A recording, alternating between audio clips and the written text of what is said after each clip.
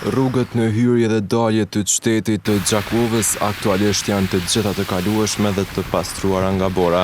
Rreshjet e borës që ranë në orët e hershme të mëngjesit nuk kanë shkaktuar probleme apo vështirësi në qarkullimin e automjeteve, pasi ekipet përgjegjëse kanë intervenuar me kohë për pastrimin e rrugëve dhe hedhjen e materialit kundër ngrisave.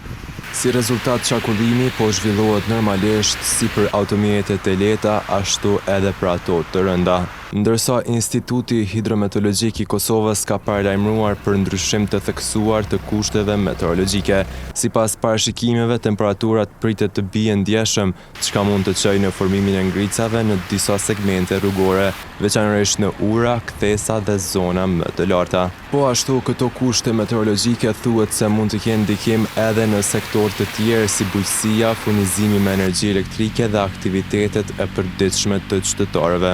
IHMK-ja ka këshilluar qytetarët që të ndjekin me vëmendje njoftimet dhe paralajmërimet zyrtare meteorologjike, si dhe të marrin masa parandaluese për mbrojtjen e pronës dhe sigurinë personale në ditët në vijim.